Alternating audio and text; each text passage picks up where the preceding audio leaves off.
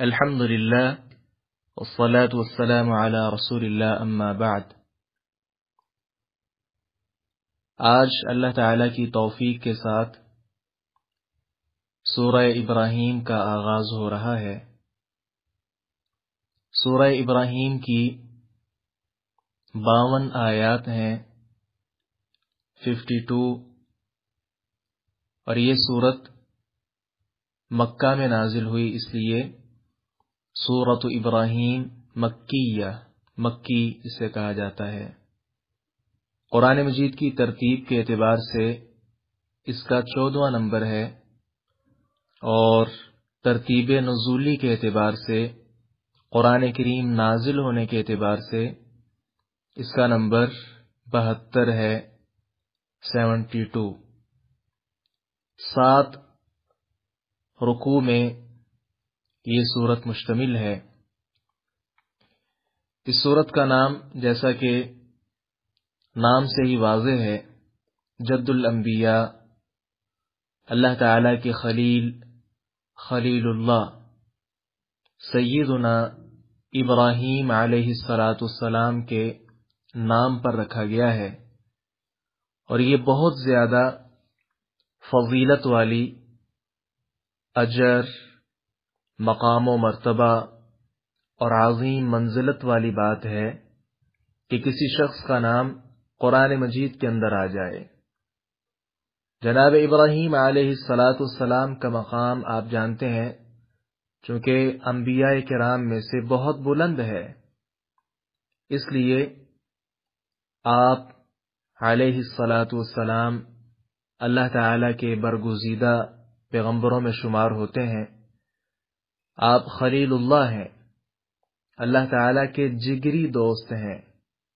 جیسے آپ پڑھتے ہیں نا، ایک ہوتا ہے صدیق، اس کا مطلب ہوتا ہے دوست، کئی خلیل کا مطلب بھی دوست کر دیتے ہیں، جبکہ اس کا خالی مطلب دوست نہیں ہے، بلکہ خلیل، خلت، اس کا مطلب دل کے ساتھ ہوتا ہے، تو گویا جگری دوست، بہت ہی زیادہ قریبی دوست۔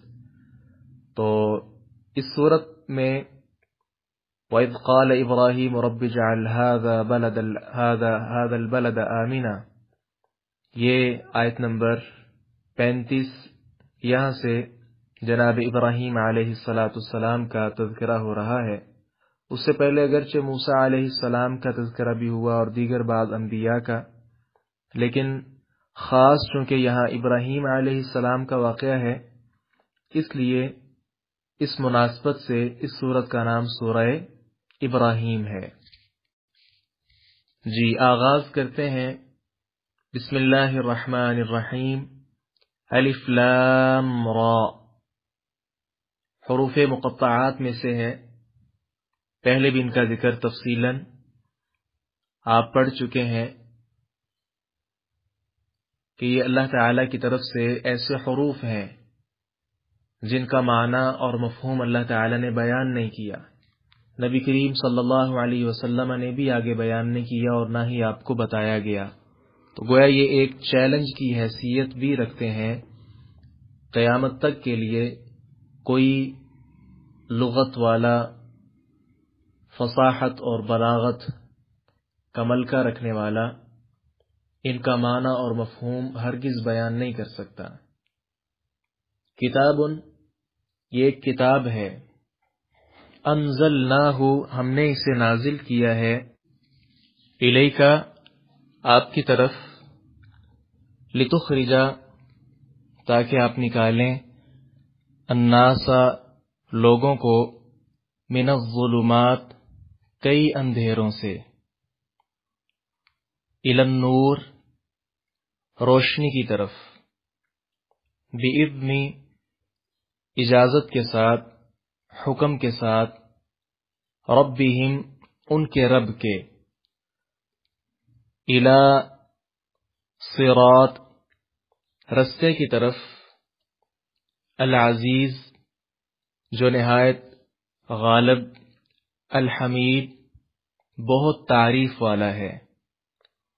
یہ کتاب ہے جسے ہم نے آپ کی طرف نازل کیا تاکہ آپ لوگوں کو اندھیروں سے روشنی کی طرف نکال لائیں، ان کے رب کے اذن سے اس کے راستے کی طرف جو سب پر غالب بے حد تعریف والا ہے۔ کتاب انزلناہ، مفسرین نے اس کے دو معانی ذکر کیے ہیں۔ ایک معنی کیا ہے کہ کتاب ان کو الف لام را اس کی خبر بنا لیں، گویا الف لام را مبتدا بن جائے گا، یہ گرامر کی روح سے بات کر رہا ہوں، کتاب اس کی خبر بن جائے گی۔ اس صورت میں معنی کیا ہوگا کہ الف لام را ایک کتاب ہے، یعنی وہ حروف تہجی جن سے تمہارا کلام وجود میں آتا ہے، بات بن جاتی ہے، انہی سے یہ ایک کتاب وجود میں آئی ہے، کتاب بنی ہے۔ اگر آپ میں مقابلے کی ہمت ہے تو آؤ انہی حروف سے تم صرف ایک سورت ہی بنا دو، تو یہ گویا چیلنج ہے۔ دوسرا معنی مفسرین نے کیا بیان کیا کہ اسے مبتدا محذوف پیچھے نکالیں گے ھذا، گویا الف لام را، آگے ھذا کتاب انزلناہ الیک ہو جائے گا، تو یہ ھذا اسم اشارہ مبتدا بن جائے گا اور یہ کتاب انزلنا یہ اس کی کیا خبر بن جائے گی۔ اس صورت میں اگر یہ بنا لیں پھر مطلب کیا ہوگا کہ یہ ایک کتاب ہے، پھر ایسے اس کا عام ترجمہ ہوگا۔ آگے جو ہے نا انزلناہ، ہم نے اس کو نازل کیا ہے۔ نازل ہوتا ہے کسی اوپر والی چیز سے، کسی بلندی والی چیز سے کسی چیز کا نیچے کی طرف آنا، اس کا مطلب ہوتا ہے نزول۔ ویسے پہلے ہم نے وہ پڑھ لیا تھا انزلناہ اور نزلناہ میں فرق، تو وہ تو آپ کو یاد ہوگا کہ نزلنا کا مطلب ہوتا ہے کسی چیز کو اوپر سے نیچے کی طرف ایک ہی مرتبہ اتار دینا، لیکن ایک ہے کسی چیز کو بلندی کی طرف سے نیچے کی طرف آہستہ آہستہ اتارنا۔ تو یہ جو آہستہ آہستہ ہے نا، اس کے لیے انزلناہ کا استعمال ہوا۔ قرآن مجید آپ جانتے ہیں چونکہ آہستہ آہستہ اترا ہے، آپ صلی اللہ علیہ وسلم مکہ کے اندر رہے، پھر مدینہ کے اندر رہے، گویا سارا جو آپ کا نبوت کا دور ہے اس کے اندر قرآن اترتا ہی رہا، آہستہ آہستہ، کبھی 2 آیات آ رہی ہیں، کبھی 3 آ رہی ہیں، کبھی زیادہ آ رہی ہیں۔ لیکن اگر بالکل ایک ہی مرتبہ ساری کی ساری کاپی قرآن کی اللہ تعالیٰ اتار دیتے تو اس کے لیے ہم یہاں پھر کیا یعنی ہونا تھا لفظ نزلنا ہو۔ تو یہ انزلنا اور نزلنا کا فرق پہلے بھی آپ نے کئی مرتبہ جان لیا ہے۔ تو یہاں سے ہے کہ اوپر کی طرف سے نیچے آنا، انزلنا ہو یا کسی قرآن کے دوسرے مقام پر آپ نزلنا بھی پڑھ لیں تو مطلب کیا ہوگا، بلندی سے نیچے کی طرف کسی چیز کا آنا۔ تو یہاں سے بڑی ایک بات جو وضاحت کے ساتھ معلوم ہوتی ہے وہ کیا ہے کہ کچھ لوگ جو کہتے ہیں نا اللہ تعالیٰ لا مکان ہے، نعوذ باللہ من ذالک، کہ اللہ تعالیٰ کی کوئی جگہ نہیں، کہیں بھی وہ نہیں ہے۔ کچھ کیا کہتے ہیں کہ وہ ہر جگہ ہی موجود ہے، نیچے بھی ہے، دائیں بھی ہیں، بائیں بھی ہے۔ تو یہ سارے کے سارے عقیدے کیا ہیں، غلط ہیں۔ اوپر کی طرف سے قرآن نیچے اترا ہے، معلوم ہوا ہے اللہ تعالیٰ اوپر ہے، اور اوپر کیا ہے، عرش ہے۔ قرآن کہتا ہے الرحمن علی العرش استوى، رحمان عرش پر مستوی ہے۔ تو اس سے پتہ چلا کہ اوپر کی طرف سے قرآن نیچے اتر رہا ہے، کیا مطلب، اللہ تعالیٰ اوپر ہے۔ تو یہاں سے جو چیز اوپر کی طرف سے نیچے اترتی ہے نا وہ عظیم ہوتی ہے، اچھی چیز ہوتی ہے، اس لیے یہاں قرآن کی ایک مزید عظمت کی طرف اشارہ ہے کہ یہ اوپر سے نیچے کی طرف آیا ہے۔ جی، تو جیسے ہر چیز کا کوئی نہ کوئی مقصد ہوتا ہے، تو قرآن مجید اتارنے کا مقصد کیا ہے، آگے دیکھیں، لِتُخْرِجَ النَّاسَ، تاکہ آپ لوگوں کو نکالیں، کہاں سے، من الظلمات الی النور، اندھیروں سے روشنی کی طرف، تاکہ آپ لوگوں کو اندھیروں سے روشنی کی طرف نکالیں۔ گویا قرآن مجید اس لیے نہیں اترا کہ اسے غلاف میں بند کر کے طاقوں میں سجا لیا جائے، بلکہ اس کا مقصد کیا ہے کہ ہم بھی یہ قرآن مجید پڑھ کر، اس کو سمجھ کر، اس پر عمل کریں اور اس کے ساتھ ساتھ لوگوں تک بھی اس کی دعوت کو پہنچائیں۔ جی، یہاں سے ایک فرقے کا بھی ہم رد کرتے جائیں، منکرین حدیث، یہ فتنہ بہت زیادہ عام ہے، فتنہ انکار حدیث۔ اس موضوع پر الحمدللہ علماء نے کتب لکھ کر اور ہر فارم پر اس کا جواب دے کر الحمدللہ اسے خاموش تو کروا دیا ہے، لیکن آپ سمجھنے کے لیے مزید دیکھیں کہ اللہ تعالی نے قرآن مجید اتارا ہے تاکہ آپ لوگوں کو سمجھائیں۔ تو جو لوگ کہتے ہیں نا کہ رسول صلی اللہ علیہ وسلم تو محض ایک ڈاکیہ کی حیثیت رکھتے تھے، ان کی بات درست نہیں ہے، بلکہ اللہ تعالی نے کتاب نازل فرما کر اس میں بار بار سوال کے اتباع، بلکہ بار بار جو سوالات ہیں یا کوئی اور اس طرح کی بات ہے تو رسول اللہ صلی اللہ علیہ وسلم کی اس سے اتباع کرنا اور آپ کی اطاعت کا حکم یہ قرآن مجید میں موجود ہے۔ قل ان کنتم تحبون اللہ فاتبعونی یحببکم اللہ۔ گویا قرآن مجید حدیث کے بغیر نہیں سمجھا جا سکتا۔ اس ضمن میں پہلے بھی کئی مرتبہ ہماری اس حوالے سے گفتگو ہوئی ہے۔ مثال میں زیادہ یہی دیتا ہوں نماز والی، کہ نماز کا قرآن مجید میں حکم موجود ہے، نمازیں کتنی ہیں، نماز ہوتی کیا ہے، کس طرح پڑھتے ہیں، ادائیگی کا طریقہ کیا ہے اور کتنی رکعتیں ہوتی ہیں وغیرہ، کیا کچھ پڑھنے اندر، یہ قرآن مجید کی کسی آیت میں آپ کو نہیں ملے گا۔ تو یہاں سے معلوم ہوتا ہے کہ نبی کریم صلی اللہ علیہ وسلم صرف اور صرف ایک ڈاکیے کی حیثیت نہیں، بلکہ وہ جو پیغام آیا ہے اس کو پڑھ کر سنانے والے، اس کو سمجھانے والے، سب سے پہلے اس پر خود عمل کرنے والے اور لوگوں کو اس کی طرف بلانے والے پیغمبر تھے۔ جی آگے ہے الظلمات، تو یہ ظلمتن کی جمع ہے، الظلمات، ظلمتن اندھیری رات کو کہتے ہیں، تو ظلمات زیادہ اندھیرا، زیادہ اندھیرے۔ یہاں بڑا دقیق نقطہ آپ نے یاد کرنا ہے، دیکھیں الظلمات جمع آیا ہے، زیادہ اندھیرے، لیکن آگے النور یہ واحد آیا ہے، ایک روشنی۔ سوال کی سمجھ آ گئی ہے نا؟ اب سمجھیں کہ اللہ کے نبی صلی اللہ علیہ وسلم آپ نے لوگوں کو اندھیروں سے نکال کر، مختلف قسم کے اندھیرے، تو یہ اندھیرے کون سے مراد ہیں؟ کفر کے۔ ہندو ہے، یہ ایک الگ رستہ ہے، ہندوازم۔ اسی طرح یہودیت ہے، یہ ایک الگ رستہ ہے، الگ اندھیرا ہے۔ عیسائیت ہے، یہ ایک الگ اندھیرا ہے۔ اسی طرح مزید آج کل جو کئی فرقے اور اسلام مخالف پارٹیاں وجود میں آ چکی ہیں، یہ سارے کے سارے الگ اندھیرے ہیں، یعنی ایک اندھیرا نہیں ہے کفر، بلکہ اس کے اندر کئی اندھیرے ہیں۔ کوئی مشرک ہے اور کوئی کافر ہے، کافر اور مشرک میں بھی فرق ہوتا ہے نا۔ اب یہ جو عیسائی ہیں اگر واقعی آج بھی عیسائیت پر ہی ہیں تو انہیں ہم کافر کہیں گے، مشرک نہیں کہیں گے، کیونکہ وہ اللہ کے ساتھ شرک نہیں کرتے۔ ہمارا اور ان کا فرق انبیاء کا ہے نا، ہمارے نبی کو وہ قبول نہیں کرتے، تو فرق ہمارا انبیاء کا ہے۔ لیکن کچھ اگر اللہ تعالیٰ کی بجائے کسی اور کو سجدہ شروع کر دیں وہ مشرک ہو جائیں گے۔ گویا یہ سارے کے سارے کئی فرقے بن کر کئی اندھیرے بن جائیں گے۔ آگے النور، اس سے مراد ایمان کی روشنی ہے، اور ایمان ایک ہی ہے، گویا سیدھا رستہ ایک ہے۔ ہمارے ہاں جو ہے نا کہ نہیں یار چھوڑو، وہ بھی حق پر ہیں، وہ بھی حق پر ہیں، وہ بھی حق پر ہیں، سارے حق پر ہیں، بس اپنی اپنی فکر کرو، یہ جملہ غلط ہے۔ سارے حق پر نہیں ہیں، النور واحد کا صیغہ بولا گیا، گویا ایک ہی رستہ ہے جو حق پر ہے، باقی سارے کے سارے جو رستے ہیں یہ اندھیرے ہیں۔ تو اللہ کے نبی صلی اللہ علیہ وسلم آپ نے یہ لوگوں کو مختلف اندھیروں سے نکال کر، کوئی کافر ہے، کوئی منافق ہے، کوئی مشرک ہے، کوئی کس فرقے اور پارٹی کے ساتھ تعلق رکھنے والا ہے، سب کو الگ الگ جگہوں سے آپ نے نکال کر روشنی کی طرف لانا ہے، اور وہ روشنی کیا ہے؟ اسلام ہے۔ آگے فرمایا بِإِذْنِ رَبِّهِمْ، اس کا مطلب کیا ہے؟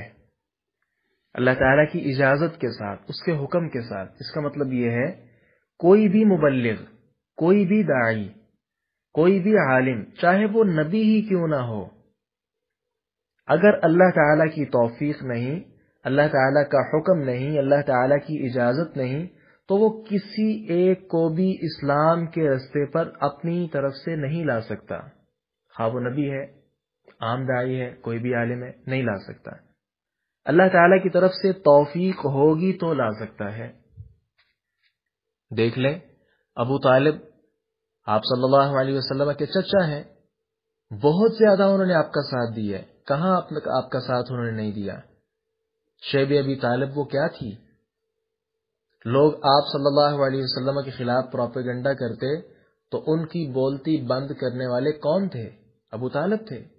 بہت زیادہ آپ کو انہوں نے سپورٹ کی ہے، لیکن اس کے ساتھ آپ صلی اللہ علیہ وسلم ان کے آخری وقت بھی تلقین تو آپ نے بہت زیادہ کی ہے کلمہ پڑھنے کی، لیکن آپ پڑھا نہیں سکے انہیں۔ آزر کو دیکھ لیجئے، ابراہیم علیہ السلام ان کے جو والد آزر ہیں، کئی مرتبہ دعوت دی، لیکن وہ آزر راہ راست پر نہیں آ سکا۔ نوح علیہ السلام کا بیٹا ہے، آپ نے پیچھے پڑھ لیا ہے، بہت زیادہ انہوں نے کوشش کی، آخر تک کہا ان ابنی من اہلی، لیکن اللہ تعالی نے کہا نہیں، ایسا نہیں ہے۔ گویا وہ خود چاہتے تھے کہ یہ سیدھے رستے پر آ جائے، لیکن نہیں لا سکے، اللہ تعالیٰ کی مشیت نہیں تھی، ان کے کرتوت ایسے نہیں تھے کہ وہ اللہ تعالیٰ کی شریعت کو قبول کر سکتے۔ اسی طرح نوح علیہ السلام اور لوط علیہ السلام کی بیویوں کا جو قرآن مجید میں ذکر ہے، تو وہ بھی کیا ہے؟ کافرہ خواتین تھیں۔ گویا انبیاء نے تو چاہا کہ وہ سیدھے رستے پر آ جائیں، لیکن اللہ تعالیٰ کی مشیت کا ہونا ضروری ہے، اندر اللہ تعالیٰ کے حکم کا ہونا ضروری ہے، یہ مطلب ہے بِإِذْنِ رَبِّهِمْ کا۔ جی آگے ہے إِلَى صِرَاطِ الْعَزِيزِ الْحَمِيدِ، اس کا تعلق النور کے ساتھ ہے، اسی سے یہ بدل ہے گرامر کی روح سے۔ گویا یہ وہ جو نور ہے وہ کون سا رستہ ہے، کون سی روشنی ہے؟ وہ یہ ہے اللہ تعالی کا جو راستہ ہے۔ آگے فرمایا اللہ الذی لہ ما فی السماوات وما فی الارض، اللہ یعنی اللہ کی طرف، الذی وہ ذات کہ جو، لہو اسی کے لیے ہے، ما جو کچھ بھی، یہ ما عموم کے لیے استعمال ہوتا ہے، عموماً جو جس یا کوئی اور اس کا ترجمہ کیا جاتا ہے، اس کے اندر عموم ہوتا ہے، یعنی جو کچھ بھی ہے، ما فی السماوات آسمانوں میں، وما اور جو کچھ بھی فی الارض زمین میں ہے، وویل اور ہلاکت ہے، للکافرین کافروں کے لیے، من عذاب شدید سخت عذاب کی وجہ سے، اس اللہ کے راستے کی طرف کہ اسی کا ہے جو کچھ آسمانوں میں ہے اور جو کچھ زمین میں ہے، اور کافروں کے لیے سخت عذاب کی وجہ سے بڑی ہلاکت ہے۔ اس کا تعلق پچھلی آیت کے ساتھ ہی ہے کہ وہ روشنی والا رستہ کس کا ہے؟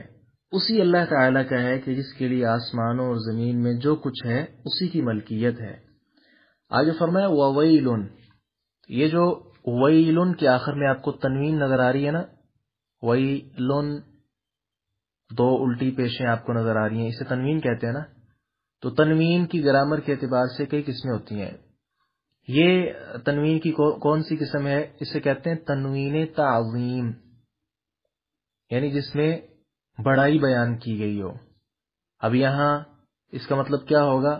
بڑی ہلاکت ہے، یعنی ویل کا ترجمہ صرف ہلاکت نہیں بلکہ درست ترجمہ کیا ہوگا؟ بڑی ہلاکت ہے۔ تو یہ ساتھ تنوین کا بھی ملا کر ترجمہ یہ ہو جائے گا، یعنی دنیا میں بھی ان کے لیے بربادی ہی بربادی ہے، تباہی ہی تباہی ہے۔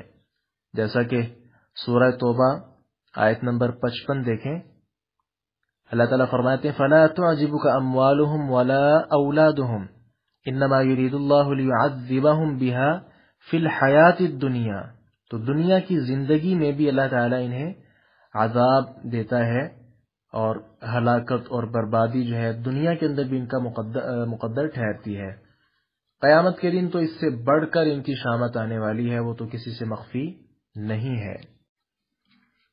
یہاں آپ کے ذہن میں شاید ایک سوال آ جائے، چلیں اس کا ابھی جواب دیتے ہیں کہ یہ ویلن ہم نے جو کہا کہ دنیا کے اندر بھی ہلاکت ہے، اور اس ضمن میں سورہ توبہ کی آیت بھی آپ نے بھی سنی، تو اس کی مثال اگر آپ لینا چاہیں تو وہ بھی یوں لے لیں کہ خودکشی کرنا یہ ایک کیا ہے، اللہ تعالیٰ کی طرف سے سزا ہے۔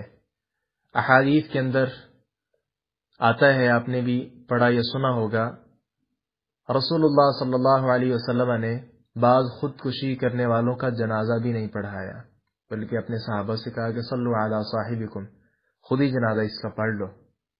خودکشی کرنا یہ جرم ہے، اور احادیث جو قدسیہ ہیں، یعنی جن حدیث میں ہے کہ اللہ تعالیٰ ایسے فرماتا ہے، تو اس میں کئی ایسی روایات بھی ہیں کہ خودکشی کرنے والا جو ہے اسی حالت کے اندر اٹھایا جائے گا، اور وہ ساری یعنی زندگی دنیا والی بھی اور آخرت والی بھی اسی حالت میں گزارے گا۔ مثال کے طور پہ کوئی اپنے آپ کو کلہاڑا مار رہا ہے، کوئی اپنے آپ پر گولی برسا رہا ہے، کوئی خنجر تیر تلوار کے ساتھ اپنے آپ کو قتل کر رہا ہے، تو یہی کیفیت اس کی آخرت میں بھی ہوگی۔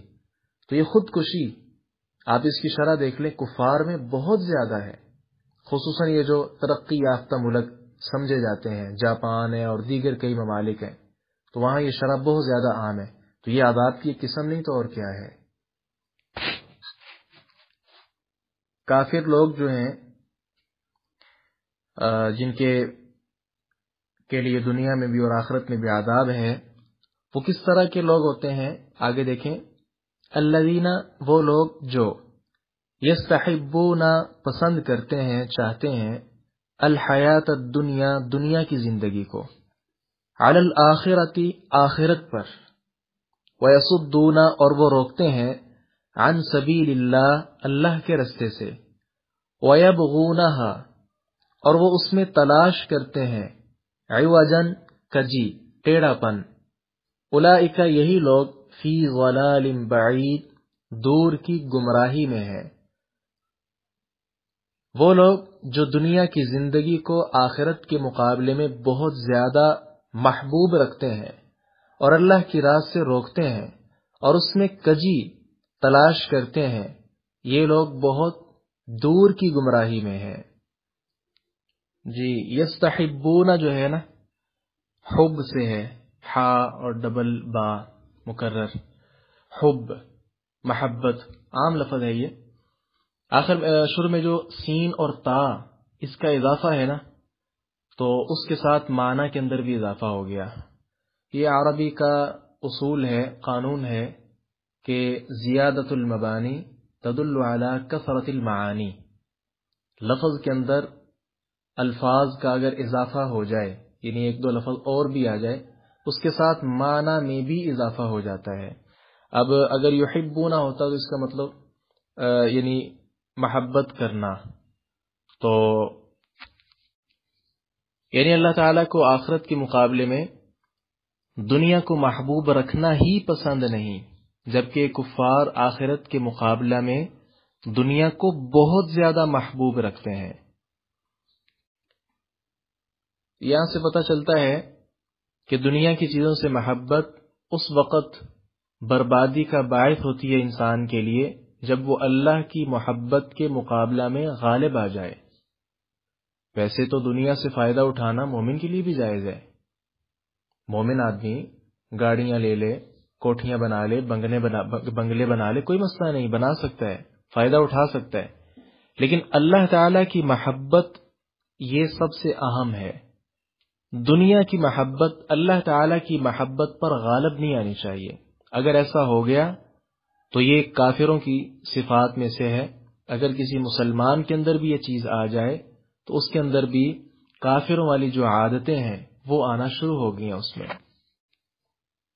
یہاں سے یہ بھی بات یاد رکھیں، اللہ تعالیٰ کے جو بندے ہیں نا، مومن، مسلمان، یہ دنیا سے فائدہ اٹھاتے ہیں۔ دنیا کی محبت ایک ہے کہ محبت میں آ کر اللہ تعالیٰ کی محبت کو ہی بھول جانا، آخرت کو ہی بھول جانا، وہ تو غلط ہے۔ لیکن ایک ہے دنیا کی چیزوں سے عام محبت کرنا، جیسے دنیا کے اندر سب سے اچھی جو چیز ہے وہ آدمی کو اپنی اولاد محبوب ہوتی ہے، بیوی، بچے، دوست، مال بھی اپنا محبوب ہوتا ہے، تو یہ محبت ایک فطرتی چیز ہے۔ اس کے مقابلہ میں سمجھے کہ جو رہبانیت ہے، اپنے آپ کو جو ہے بالکل دنیا سے جدا کر لینا، کٹ آؤٹ ہو جانا دنیا سے، بالکل کچھ بھی نہیں یوز کروں گا، اچھے کپڑے نہیں پہنوں گا، شادی نہیں کروں گا. جیسے آپ نے پہلے کئی مرتبہ وہ حدیث سنی، سیدہ عائشہ رضی اللہ عنہا کے پاس جو وہ لوگ آئے تھے اور آ کر آپ صلی اللہ علیہ وسلم کی عبادت کے بارے پوچھا اور حقیر جانا. کچھ نے کہا کہ میں نکاح نہیں کروں گا وغیرہ.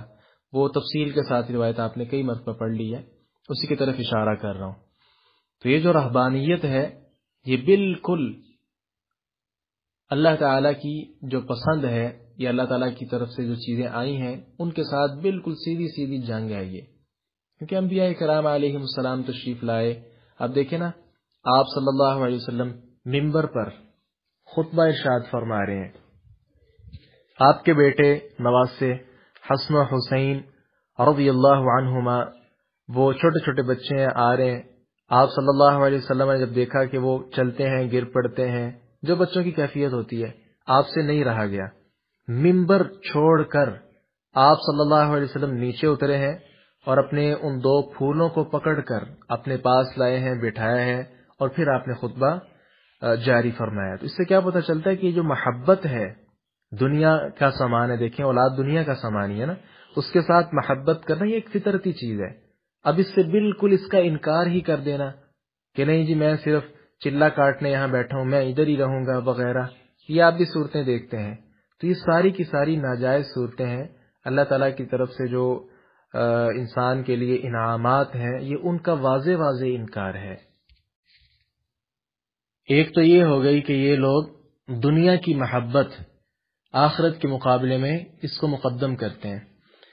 دوسری ان کی خامی کیا ہے کہ وَيَصُدُّونَ عَن سَبِيلِ اللَّهِ، لوگوں کو اللہ تعالیٰ کا جو سیدھا رستہ ہے اس سے روکتے ہیں یہ.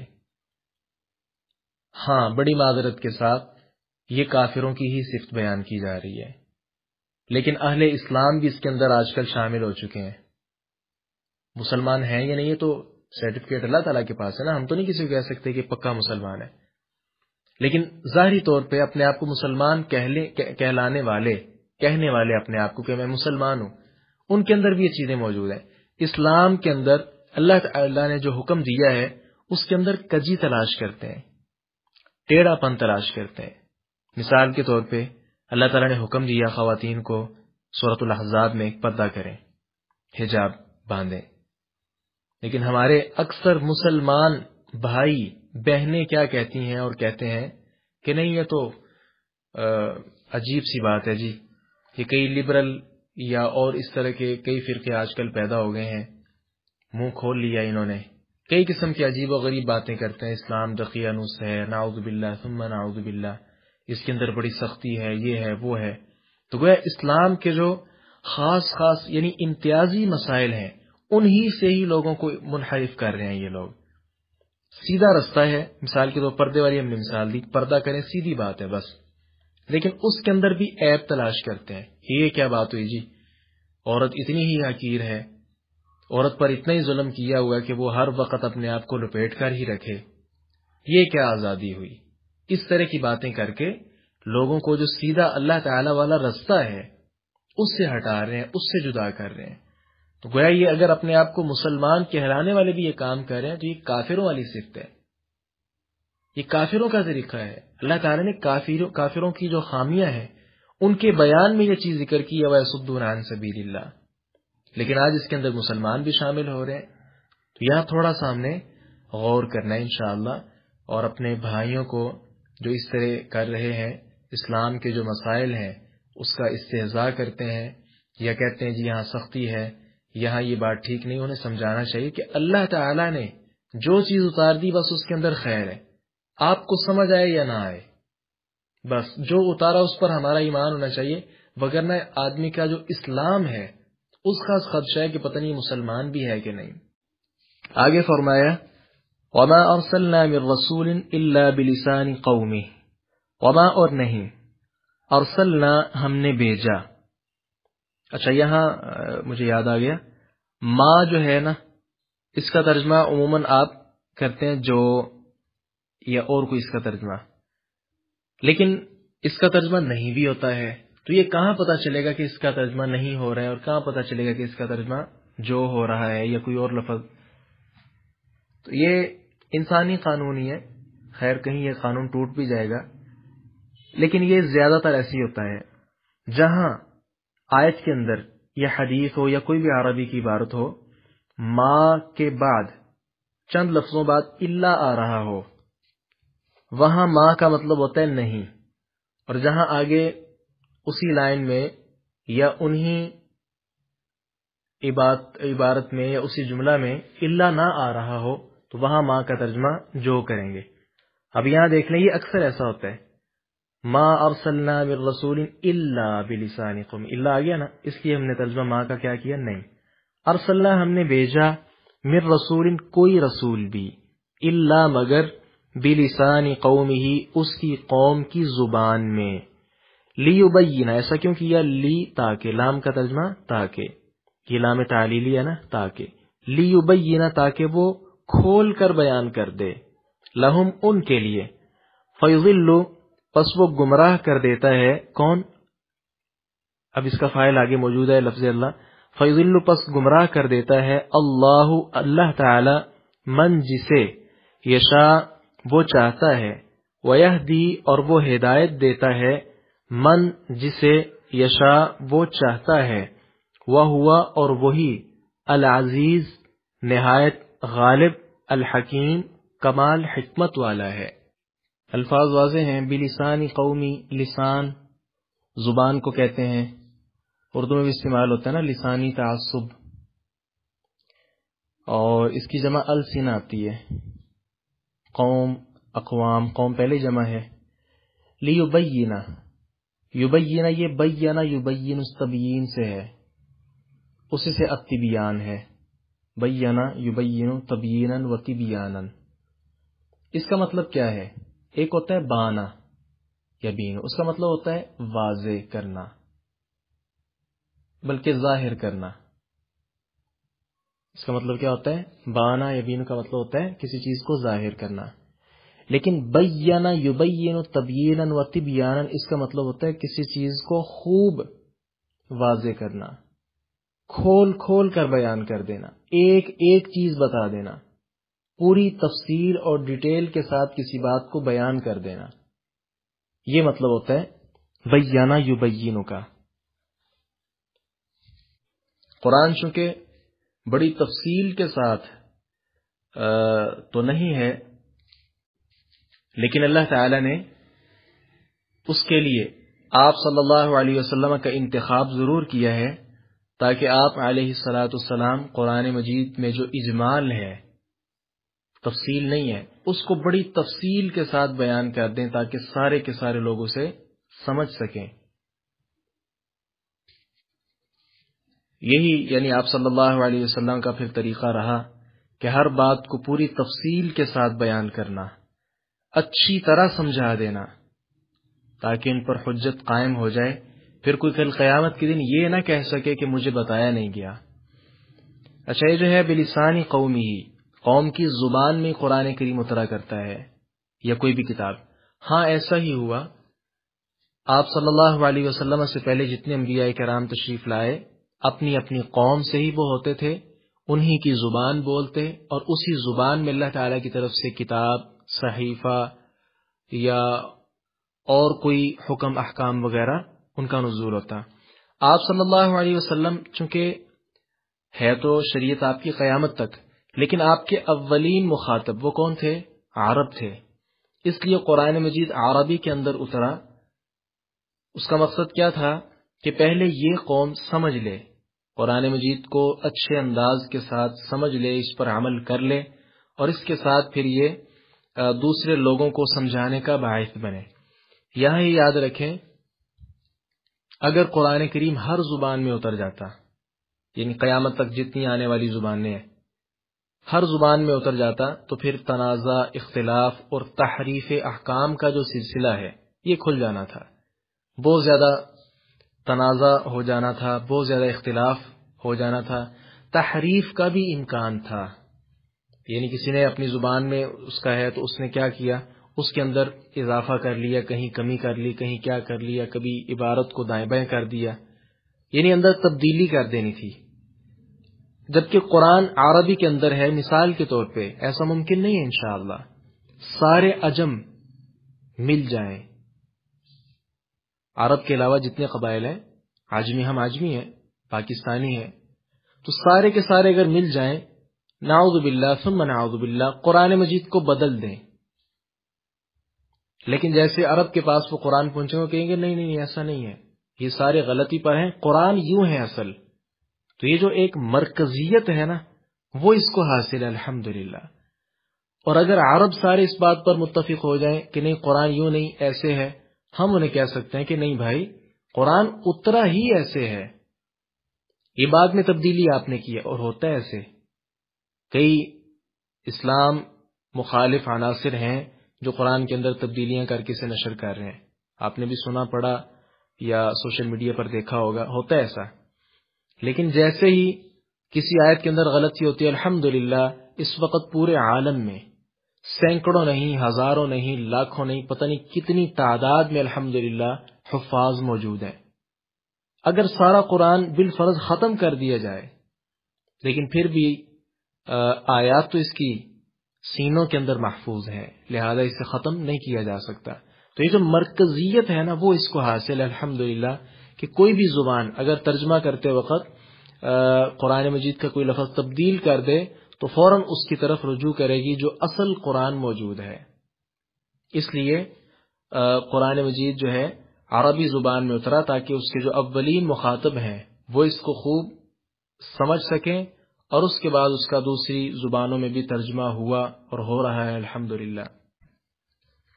جی، فیضل اللہ من یشاء ویہدی من یشاء، اس کا مطلب کیا ہے کہ پیغمبر تو تشریف لاتے ہیں، اپنی جو دعوت ہے اسی زبان میں پیش کرتے ہیں جو قوم کی زبان ہے. اور پیچھے آپ نے پڑھا لیبین لہم، تاکہ کھول کھول کر واضح کر دے ان کے سامنے. یعنی پیغمبر آئے انہی کی زبان سے، انہی کی قوم سے تھے، اللہ تعالیٰ کی طرف سے جو احکامات اترے وہ بھی اس زبان میں تھے، سمجھانے والا پیغمبر بھی اسی قوم میں سے ہے، سمجھانے میں بھی آسانی ہے، سارا کچھ کلیئر ہے. لیکن پھر بھی ہدایت اللہ تعالیٰ کے ہاتھ میں ہے، کوئی پیغمبر کسی کو ہدایت نہیں دے سکتا. ہمارے کئی احباب کا یہ جو عقیدہ ہے، نبی کریم صلی اللہ علیہ وسلم کی وجہ سے سب کچھ ہمیں ملا ہے، یا سارے انبیاء ہی نبی کریم صلی اللہ علیہ وسلم کا نام لے کر اللہ سے مانگتے رہے ہیں، کوئی اور اس طرح کی باتیں، تو یہ پتہ چلتا ہے سارے کے سارے غلط عقائد ہیں. ہدایت صرف اور صرف اللہ تعالیٰ کے ہاتھ میں ہے. یہاں تک تو اس صورت میں ہمارے پیارے پیغمبر جناب محمد صلی اللہ علیہ وسلم کی طرف نازل کردہ کتاب کا اللہ تعالیٰ نے ذکر فرمایا اور اس کا مقصد بیان کیا کہ مقصد یہ ہے کہ آپ لوگوں کو اندھیروں سے نکال کر روشنی کی طرف لے کر آئیں. آگے جو ہم آیت ابھی پڑھیں گے یہاں سے دیگر انبیاء کا ذکر ہو رہا ہے. پہلے جناب موسیٰ علیہ السلام کا ذکر ہے. دیکھیے وَلَقَدْ أَرْسَلْنَا مُوسَى بِآيَاتِنَا، وَلَقَدْ اور بلا شبہ یقیناً، ارسلنا ہم نے بھیجا، موسیٰ کو، بِآيَاتِنَا اپنی آیات کے ساتھ، ان یہ کہ اخرج تو نکال، قومک اپنی قوم کو، من الظلمات اندھیروں سے، الی النور روشنی کی طرف، وذکرہم اور تو انہیں یاد دلا، بایام اللہ اللہ تعالی کے دنوں کا، انا بے شک، فی ذالک اس میں، لآیات لام کا ترجمہ یقیناً، لآیات یقیناً نشانیاں ہیں، لکل ہر اس شخص کے لیے، صبار جو انتہائی صبر کرنے والا، شکور بہت زیادہ شکر کرنے والا ہے. اور بلا شبہ یقیناً ہم نے موسیٰ کو اپنی نشانیاں دے کر بھیجا کہ اپنی قوم کو اندھیروں سے روشنی کی طرف نکال لے اور انہیں اللہ کے دن یاد دلا. بلا شبہ اس میں ہر ایسے شخص کے لیے یقیناً بہت سی نشانیاں ہیں جو بہت صبر کرنے والا، بہت شکر کرنے والا ہے. تو اس آیت کریمہ میں جناب موسیٰ علیہ السلام کا خصوصی طور پہ ذکر کیا گیا. اللہ تعالی نے موسیٰ علیہ السلام کو کچھ آیات کونیہ عطا فرمائیں۔ آیات کونیہ کیا ہیں؟ یعنی کائنات کے معمول کے خلاف اللہ تعالیٰ نے معجزے عطا کیے، جن کے مقابلے سے دشمن جو ہے وہ عاجز آ چکا تھا۔ چند کا تعلق فرعون اور اس کی قوم سے تھا، جیسا کہ موسیٰ علیہ السلام کا جو عصا ہے، لاٹھی، اسی طرح آپ علیہ السلام کا ہاتھ وہ بغل سے نکالنا اور اس کا سفید ہو جانا، ید بیضاء۔ اسی طرح قحط سالی، پھر پھلوں کی کمی، طوفان کا آنا، ٹڈیاں، مینڈک، خون وغیرہ، یہ سب کا تعلق سورۃ الاعراف آیت نمبر 133 میں آپ دیکھ سکتے ہیں۔ اس کے علاوہ جو معجزے ہیں وہ آپ کو نبوت کے طور پر دیے گئے۔ ایسا کیوں تھا؟ اس لیے کہ آپ کا جو مخاطب ہے نا وہ فرعون تھا، اور وہ بہت زیادہ ضدی، سرکش، اپنے آپ کو رب تسلیم کروانے والا اور بہت ہی زیادہ بے رحم تھا، جبکہ ہمارے پیارے پیغمبر صلی اللہ علیہ وسلم کو نبوت کے طور پر صرف اور صرف قرآن مجید ہی دیا گیا، اور یہی آپ کا معجزہ کافی ہے۔ اس کے علاوہ باقی جو آپ صلی اللہ علیہ وسلم کے معجزات ہیں، جیسے وہ صحیح احادیث میں آپ نے پانی میں ہاتھ ڈالا تو وہ آپ کی انگلیوں سے چشمے نکلنا شروع ہو گئے، یا اور اس طرح کے جو آپ کے معجزات ہیں، تو وہ انہیں ہم کہیں گے کہ یہ برکت اور اہل ایمان کا ایمان بڑھانے کے لیے تھے۔ موسیٰ علیہ السلام کے کئی معجزوں کا تعلق بنی اسرائیل سے تھا، جیسے سمندر کا پھٹنا، فرعون سے نجات، یعنی پہلے جو آپ نے دیکھے ہیں ان کا تعلق کس کے ساتھ تھا؟ فرعون کے خلاف۔ لیکن یہ جو بھی آپ سن رہے ہیں، پڑھ رہے ہیں، وہ کیا ہے کہ جن کا تعلق بنی اسرائیل سے تھا، سمندر کا پھٹ جانا، فرعون سے نجات کا مل جانا، بادلوں کا سایہ کرنا، من اور سلوہ کا اترنا، پھر وہ 12 چشمے پھوٹنا، پھر اسی طرح پہاڑ اکھیڑ کر وعدہ لیا جانا، اسی طرح گائے کا گوشت لگانے سے وہ مرد کا زندہ ہو جانا، اور اسی طرح کچھ اور معجزے بھی موسیٰ علیہ السلام کو دیے گئے۔ مقصد کیا تھا؟ مقصد بھی وہی ہے جو پیچھے آپ نے پچھلی آیتوں میں پڑھا، نبی کریم صلی اللہ علیہ وسلم کیا من الظلمات الی النور، کہ ان کو نکالنا ہے تاریکیوں سے، اندھیروں سے نکال کر انہیں روشنی کی طرف لے کر آنا ہے۔ تو تمام انبیاء کرام علیہم السلام کا یہی مقصد رہا ہے۔ آگے فرمایا وَذَكِّرْهُمْ بِأَيَّامِ اللَّهِ، ایام سے مراد وہ دن ہے جن میں کوئی نادر واقعہ، مصیبت یا نعمت کی صورت میں پیش آیا ہو، جیسے بدر کا دن ہے یا کوئی اور۔ تو یہ جو کہا گیا ہے کہ بِأَيَّامِ اللَّهِ، ایام کی نسبت اللہ تعالیٰ کی طرف کی گئی ہے۔ یہ کیوں کی گئی ہے؟ اس کی وجہ یہ ہے کہ ان ایام کی اہمیت بڑھانے کے لیے اللہ تعالیٰ کی طرف اس کی نسبت کر دی گئی۔ جی آگے دیکھیں، وَإِذْ قَالَ مُوسَىٰ لِقَوْمِهِ، وَإِذْ اور جب، قَالَ کہا، موسیٰ نے، لِقَوْمِهِ اپنی قوم سے، اذکروا تم یاد کرو، نعمت اللہ اللہ کی نعمت کو، علیکم اپنے اوپر، اذ جب، انجاکم اس نے تمہیں نجات دی، من آل فرعون فرعون کی آل سے، یسومونکم وہ تمہیں پہنچاتے تھے، سوء العذاب برا عذاب، ویذبحون اور وہ ذبح کرتے تھے، ابناءکم تمہارے بیٹوں کو، ویستحیون اور وہ زندہ چھوڑتے تھے، نساءکم تمہاری عورتوں کو، بیٹیوں کو، وفی ذالکم اور اس میں تمہارے لیے، بلاء آزمائش تھی، من ربکم تمہارے رب کی طرف سے، عظیم بہت بڑی۔